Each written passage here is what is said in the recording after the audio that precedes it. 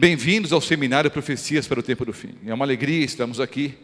Eu espero que a aula de hoje possa, além de ser esclarecedora, que a mesma aula possa ajudar você na sua vida espiritual.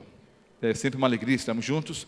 E eu oro a Deus para que, ao final desse seminário, todos nós estejamos mais próximos do nosso Salvador e Senhor, Jesus Cristo. Hoje à noite, nós vamos estudar um pouquinho sobre a Bíblia Sagrada e a formação do cânon bíblico. Então a palestra de hoje é sobre a Bíblia, que é o nosso livro-texto. E eu tenho insistido, todas as doutrinas da igreja têm que estar alicerçadas no assim diz o Senhor.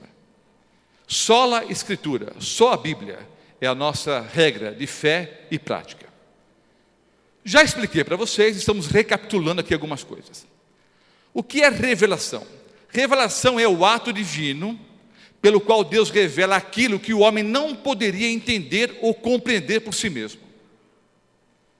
Então a palavra revelação vem do latim revelo, remover, velo, cortina, véu. Deus não poderia ser conhecido, mas ele se revelou. Então revelação é o ato divino, sobrenatural, pelo qual Deus revela aquilo que o homem não poderia entender por si mesmo. O propósito imediato da revelação é a informação de comunicação, é transmitir informação, é passar, é comunicar informações.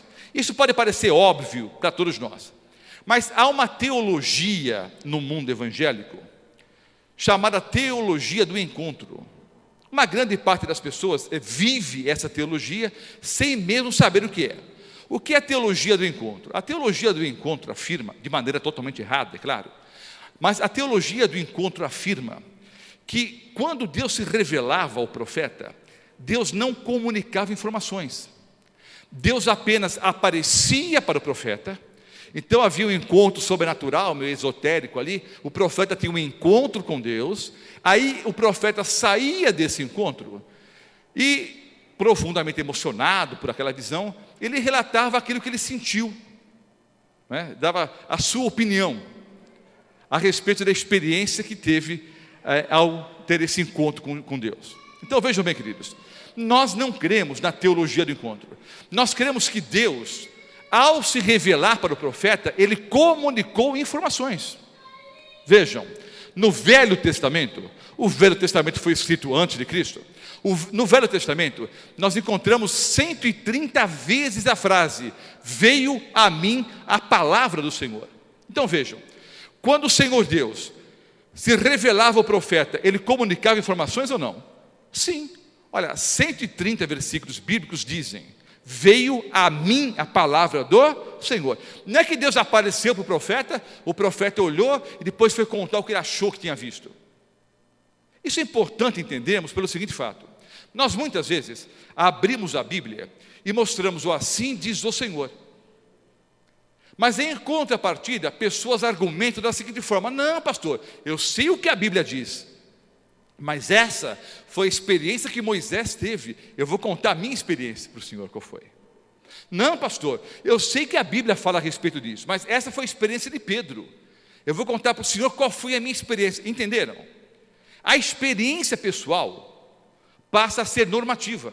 Então, para um grande número de cristãos, especialmente nesse país, novos evangélicos, a palavra de Deus não tem caráter normativo. A Bíblia nada mais é para algumas pessoas, para alguns cristãos, um livro de testemunhos, um livro de experiências. E que o objetivo, ao ler a Bíblia, o objetivo ao ler os testemunhos, seria simplesmente entender qual foi a experiência que esses homens tiveram no passado, para que eu também reproduza a mesma experiência na minha vida, que eu tenha esse mesmo encontro com Deus. Então, o assim diz o Senhor já não é tão importante, é mais importante o que você acha, aquilo que você sonhou, aquilo que você pensa. É lógico que a experiência pessoal com Deus é fundamental, mas tem que ser baseada no assim diz o Senhor. Na Bíblia também, nós encontramos 359 vezes a frase assim diz o Senhor. Então, queridos, o profeta ouvia a palavra de Deus, e aí relatava aquilo que ouviu. A revelação é sempre teocêntrica, o centro é Deus. O propósito final da revelação é trazer o homem para um relacionamento com Deus. O que é inspiração? Inspiração significa literalmente o Espírito em. É o ato divino ou o fenômeno pelo qual Deus habilita o profeta a comunicar de forma confiável o que lhe foi revelado. Então Deus se revelava ao profeta, através, obviamente, da revelação, e depois Deus inspirava o profeta a comunicar de forma confiável o que foi revelado. Pelo seguinte fato: o profeta poderia receber de Deus uma informação, mas sendo fraco, pecador, ao comunicar a informação, poderia fazer de forma o quê? Imperfeita.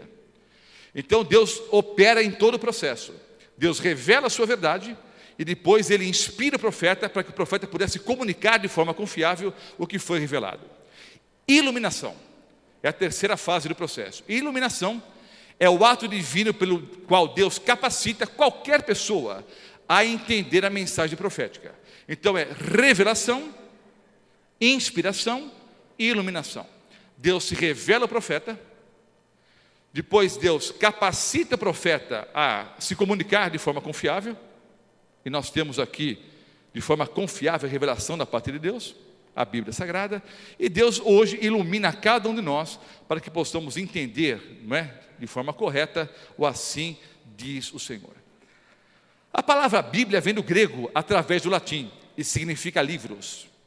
A palavra Bíblia significa livros. Na verdade, a Bíblia não é um livro, é uma coleção de livros. Então a palavra Bíblia vem do grego através do latim e significa o quê? Livros. A Bíblia é uma coleção de 66 livros.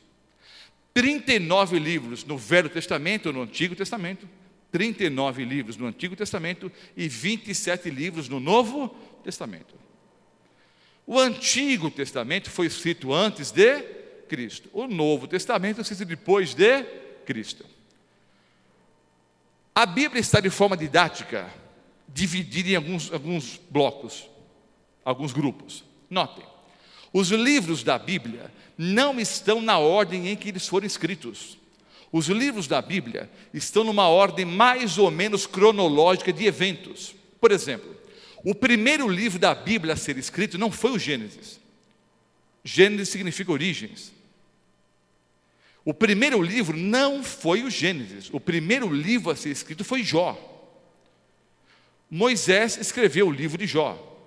Provavelmente, Jó, né, viveu no mesmo tempo de Moisés. Alguns dizem que Moisés conheceu pessoalmente a Jó, mas o fato é o seguinte: quem escreveu o livro de Jó, é um livro poético, né? Quem escreveu o livro de Jó foi Moisés. Foi o primeiro livro da Bíblia a ser escrito. O último livro da Bíblia a ser escrito não foi o Apocalipse, foi João, o Evangelho segundo João. Nós vulgarmente chamamos o Evangelho de Mateus, o Evangelho de Marcos, o Evangelho de Lucas, o Evangelho de João. Não é o Evangelho de João, o Evangelho de Jesus, segundo escreveu João. Então o Evangelho segundo João, é o quarto Evangelho, foi na verdade o último livro da Bíblia a ser escrito. Então os livros da Bíblia não estão na ordem que foram escritos, estão numa ordem mais ou menos cronológica de eventos. Qualquer Bíblia, você pode abrir a sua agora, você vai ver na primeira página ali, o índice. Nós vamos mostrar agora, você pode acompanhar na sua Bíblia, pode acompanhar no quadro, a lista dos livros da Bíblia, que foram divididos numa ordem aí, né, didática e numa ordem cronológica de eventos. Os primeiros 5 livros da Bíblia são chamados de Pentateuco, foram escritos por Moisés. Os primeiros 5 livros, você que me acompanha via DVD, pode seguir no quadro. Os que estão aqui ao vivo, estamos gravando essa palestra ao vivo, aqui em Votuporanga, no bairro do Bom Clima, uma belíssima igreja recém-inaugurada. Você que assiste via DVD, via internet, pela televisão, por um projetor de vídeo na igreja, ou no seu computador, você acompanha a leitura. Os que estão aqui ao vivo, vamos recitar em voz alta, porque isso vai ajudar a decorar a ordem dos livros. Então, todos juntos. Os primeiros 5 livros da Bíblia, né, formam o Pentateuco. Quais são os 5 livros? Todos juntos. Gênesis, Êxodo, Levítico, Números e Deuteronômio. Depois nós temos 12 livros históricos. Esses 12 livros históricos, eles narram a história do povo de Israel e trazem muitas lições práticas para a nossa vida até os dias de hoje. Mas são 12 livros históricos que narram a história do povo de Israel, todos juntos. Quais são os 12 livros históricos? Josué, Juízes, Rute, 1 Samuel, 2 Samuel, 1 Reis, 2 Reis, 1 Crônicas, 2 Crônicas, Esdras, Neemias e Esther. Aí vem os livros poéticos. Quando você lê a Bíblia em português, não há muita rima, mas no original em hebraico é rima pura, é poesia pura. Quais são os 5 livros poéticos, todos juntos? Jó, Salmos, Provérbios, Eclesiastes e Cantares. Aí vem os livros proféticos. 5 profetas são chamados, os 5 livros proféticos são chamados de profetas maiores. Quais são esses 5 livros? Isaías, Jeremias, Lamentações de Jeremias, Ezequiel e Daniel. Aí vem 12 profetas menores. Quais são os 12 profetas menores? Oséias, Joel, Amós, Obadias, Jonas, Miqueias, Naum, Abacuque, Sofonias, Ageu, Zacarias e Malaquias. Malaquias foi o último profeta do Antigo Testamento. Entre Malaquias e João Batista, que não escreveu livro algum, mas entre o profeta Malaquias e o profeta João Batista, primo de Jesus, foi quem batizou a Cristo, entre Malaquias e João Batista, há um período chamado intertestamentário, ou seja, entre os 2 testamentos. Esse período foi de 400 anos, em números redondos. Entre Malaquias e João Batista, 400 anos, um período chamado intertestamentário. Aí chegamos no Novo Testamento. Nós temos os 4 evangelhos que narram a vida do nosso Senhor e Salvador Jesus Cristo. Quais são os 4 evangelhos? Mateus, Marcos, Lucas e João. Há um livro histórico chamado Atos dos Apóstolos. A bem da verdade, o título deveria ser Atos do Espírito Santo, não é? Porque foi a pessoa do Espírito Santo que dirigiu a igreja usando os apóstolos, obviamente, não é? Mas Atos dos Apóstolos é o livro histórico. Aí vem as cartas ou epístolas. A maioria das cartas foram escritas pelo apóstolo Paulo. A maioria das cartas escritas pelo apóstolo Paulo. Quais são as cartas ou epístolas? Romanos, 1 Coríntios, é a primeira carta aos Coríntios, segunda carta aos Coríntios, Gálatas, Efésios, Filipenses, Colossenses, 1 Tessalonicenses, 2 Tessalonicenses, 1 Timóteo, 2 Timóteo, Tito, Filemão, Hebreus, Tiago, 1 Pedro, 2 Pedro, 1 João, 2 João, 3 João e Judas, que não é o Iscariotes, é o outro Judas. Ok? Aqui estão as 21 epístolas. E aí então há o livro profético, que é o livro do Apocalipse, que vai ser aí um tema fundamental no nosso estudo, né, nas próximas aulas. A Bíblia foi traduzida dos originais, né, grego, aramaico e hebraico. Ela foi traduzida para mais de 1.500 idiomas e dialetos.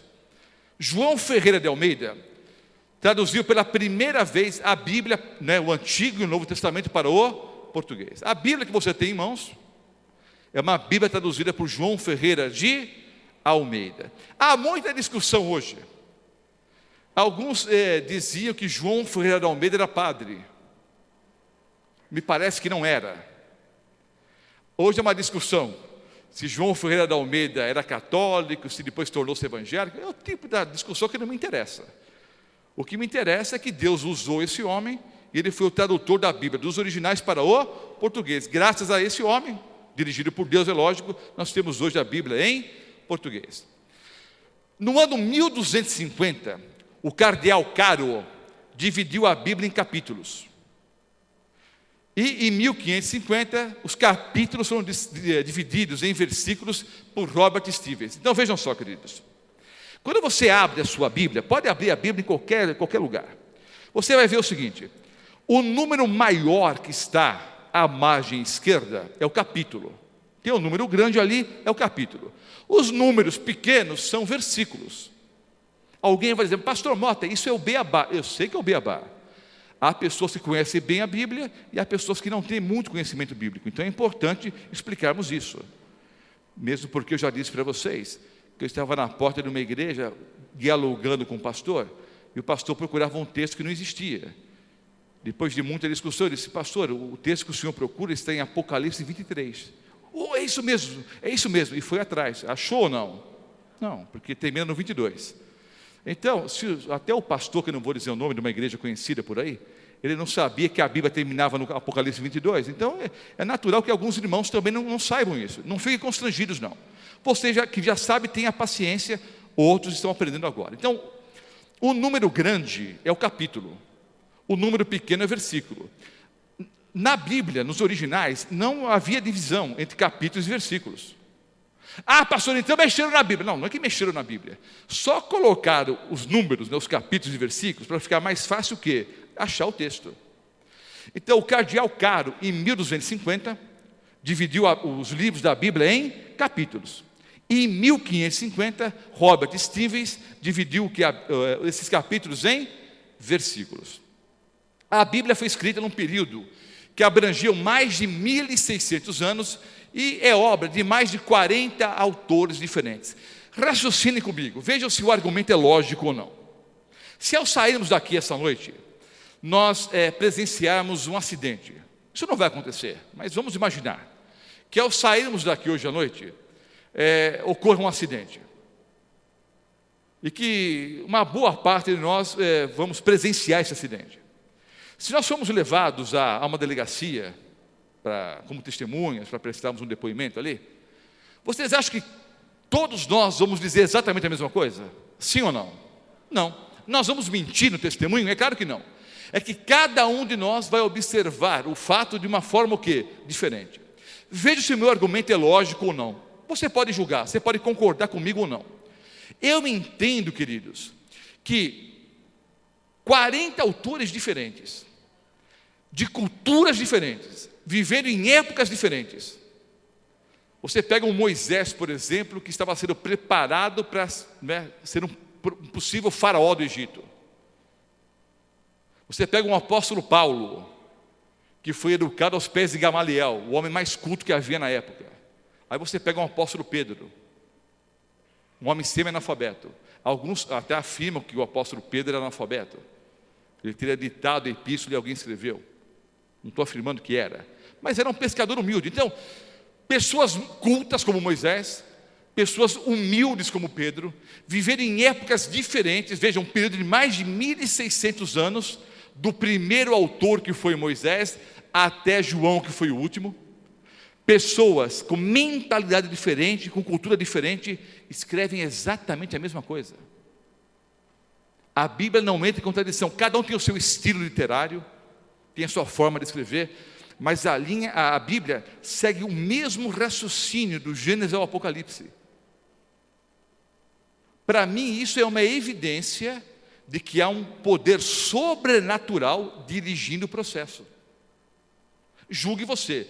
Para mim, essa é uma evidência. Talvez você não pense assim, eu respeito a sua opinião, mas eu acho muito difícil 40 homens diferentes, vivendo em épocas diferentes, com culturas diferentes, escreverem com a mesma linha de raciocínio. Eu entendo que isso ocorreu porque há um poder sobrenatural dirigindo todo o processo. O Antigo Testamento foi escrito em hebraico, à exceção de algumas passagens de Esdras, Jeremias e Daniel, que foram escritas em aramaico. O Novo Testamento foi escrito em grego.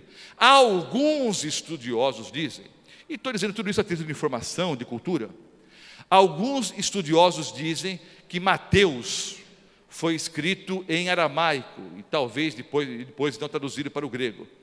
Mas também não é uma evidência clara que foi assim. O fato é que o Novo Testamento foi escrito em grego.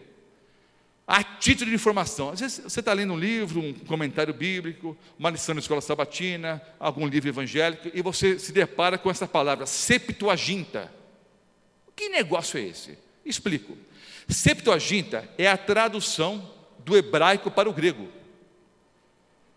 E tem esse nome em homenagem a 70 intelectuais judeus que fizeram essa tradução, não é, em Alexandria, no Egito, no 2º ou 3º século antes de Cristo. Então, o que é a Septuaginta? A Septuaginta é a tradução do Antigo Testamento em hebraico para o grego. Foi obra de 70 intelectuais judeus em Alexandria, no Egito, no 2º ou 3º século antes de Cristo. O grego era a língua da cultura. Seria mais ou menos como o inglês hoje. Então, ao traduzir o Antigo Testamento para o grego, mais pessoas tiveram o quê? Acesso à palavra de Deus. A Vulgata é a tradução da Bíblia para o latim. Há não muito tempo atrás, a missa católica era rezada em quê? Em latim. E a Bíblia usada era o quê? A Vulgata. Também teve uma importância muito grande, porque em determinado momento da história, o latim era a língua da cultura. Então a Vulgata também teve uma importância muito grande para a pregação do Evangelho. Eu disse para vocês que entre Malaquias e João Batista, houve um período chamado de intertestamentário. Um período de mais ou menos 400 anos. Vários livros surgiram nessa época. E alguns até antes dessa época e depois dessa época. Alguns desses livros, ou esses livros, são chamados de apócrifos. Eu vou explicar para vocês a diferença entre o cânon bíblico e os livros apócrifos. Eu vou explicar agora por que a Bíblia, usada pelos evangélicos, tem alguns livros a menos do que a Bíblia usada pelos católicos. Mas você pode, para efeito dos estudos no nosso seminário, usar qualquer Bíblia. Não há nenhum problema em você trazer uma Bíblia católica. A diferença é que tem alguns livros a mais. Por que a Bíblia católica tem alguns livros a mais do que a Bíblia usada pelos evangélicos? Vou explicar agora. O vocábulo apócrifo significa escondido. E se refere, a um grupo de livros que surgiu no período entre o Antigo e o Novo Testamento. A Igreja Católica Apostólica Romana, e não é uma crítica aqui à igreja, é apenas uma informação histórica. A Igreja Católica Apostólica Romana, no Concílio de Trento, em 1546, considerou canônicos alguns desses livros. Então a Igreja Católica Apostólica Romana, no Concílio de Trento, pegou alguns desses livros apócrifos e considerou esses livros canônicos. E inseriu então esses livros, nas edições católicas das Escrituras Sagradas. Aqui estão eles, ou alguns deles. Tobias, Judite, 1 Macabeus, 2 Macabeus, Sabedoria, Baruque, Eclesiástico. São livros apócrifos que a Igreja Católica Apostólica Romana inseriu nas suas edições da Bíblia Sagrada. Esses livros possuem valor histórico, valor literário, mas não pertencem ao cânon bíblico, segundo os evangélicos. Por que razão? Por que nós evangélicos não aceitamos esses livros que a Igreja Católica inseriu na Bíblia no Concílio de Trento? Por que nós não aceitamos? Pelos seguintes motivos. Julgue você se são motivos plausíveis ou não. Primeiro, quando o Senhor Jesus pregava, ele citava o Antigo Testamento ou não? Sim ou não? Sim. Pasmem, o que eu vou dizer agora será surpresa para muitos. Há muito pouca coisa nova no chamado Novo Testamento.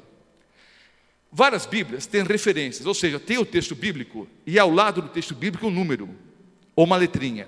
E você vai no rodapé, tem ali a referência, na letrinha, o número, com outras partes da Bíblia que apresentam o quê? A mesma frase, o mesmo texto ou a mesma ideia. Você vai descobrir que uma grande parte do Novo Testamento nada mais é do que repetição do Antigo Testamento. Uma grande parte das frases de Jesus, como por exemplo, uma que nós vamos estudar nos mínimos detalhes, no futuro muito próximo, amar a Deus sobre todas as coisas e ao próximo como a nós mesmos, é uma frase escrita por Moisés. Aliás, são duas frases escritas por Moisés que Jesus juntou numa só. E as duas frases estão no Pentateuco, não tem novidade nenhuma. Então, quando o Senhor Jesus pregava, ele citava o Antigo Testamento, sim ou não? Sim, mas nunca citou esses livros apócrifos que a Igreja Católica, no Concílio de Trento, inseriu na Bíblia, acrescentou à Bíblia.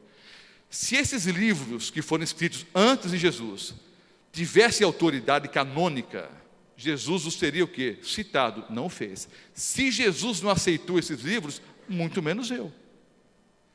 Eles nunca foram citados pelos apóstolos. Então, esses livros que a Igreja Católica acrescentou na Bíblia não foram citados pelo apóstolo Paulo, pelo apóstolo Pedro, pelo apóstolo João. Se esses apóstolos não aceitaram, eu também não aceito. Os pais da igreja, os teólogos primitivos, não aceitaram esses livros como que? Canônicos, como inspirados por Deus.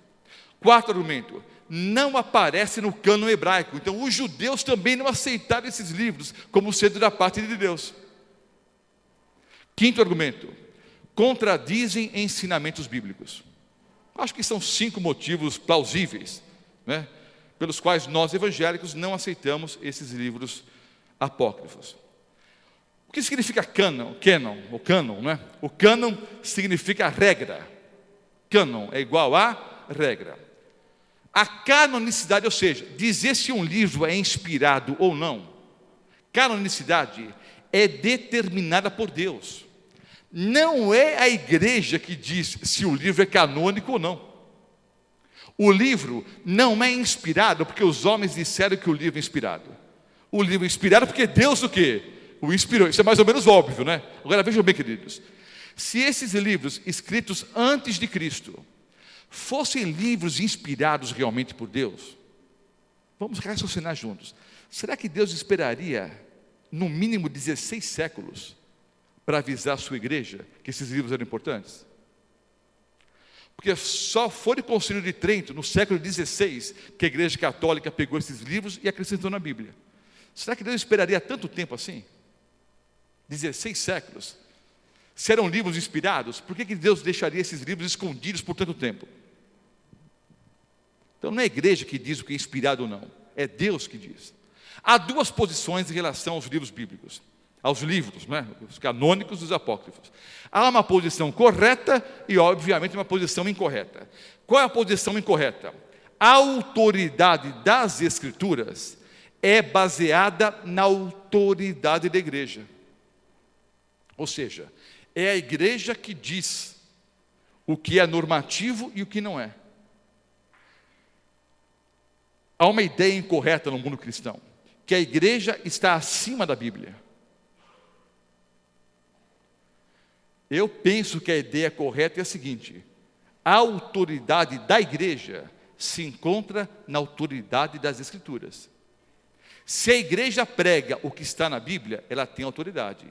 Se a igreja prega algo que não está na Bíblia, não tem autoridade. E você vai descobrir, não só nesse seminário, você pode descobrir isso sozinho, dirigido, obviamente, pela pessoa do Espírito Santo. Pega a tua Bíblia e lê em casa. Não vai atrás do pastor Mota, de padre, de bispo. Não. Pega a tua Bíblia e estuda. Mas essa Bíblia dos... Não, pega a sua Bíblia católica, leva para casa e estuda. Pede discernimento a Deus e começa a ler a Bíblia. Sabe o que você vai descobrir? Que uma grande parte das coisas que as igrejas ensinam não tem nada a ver com a Bíblia. Uma grande parte do cristianismo não tem nada a ver com a Bíblia. Princípios envolvidos em relação à inspiração. Vamos ver. Quais são os princípios envolvidos? Primeiro, inspiração por Deus. Segundo princípio, reconhecimento pelos homens de Deus. Os apóstolos reconheceram esses livros como inspirados? Os 66 sim, os 39 do Antigo Testamento e os 27 do Novo. A aceitação inicial e final da Igreja Universal. Quando eu digo Igreja Universal, é Igreja Mundial. Então, agora, qualquer nome que você fala tem placa de igreja, né? Não é a Universal do Reino de Deus, nem a Mundial, que a Mundial acho que foi fundada por um bispo que também era da Universal, né? O camarada saiu da Universal e fundou a Mundial. Tem a outra também, que é do R.R. Soares, que é cunhado do Bispo Macedo. É tudo meio franchising, né? Você abre essa daqui ali, eu abro outra ali, entendeu? É tudo meio... É um negócio lucrativo. Mas o fato é o seguinte: é a igreja mundial, é o cristianismo mundial. O cristianismo mundial aceitou aqueles livros como inspirados ou não? Os 66 sim. Outro princípio envolvido, a aceitação por parte da comunidade a qual o livro foi escrito. Então, as pessoas que receberam, por exemplo, a carta aos Romanos, quando a igreja recebeu a carta escrita pelo apóstolo Paulo, entenderam que essa carta do apóstolo Paulo era inspirada por Deus?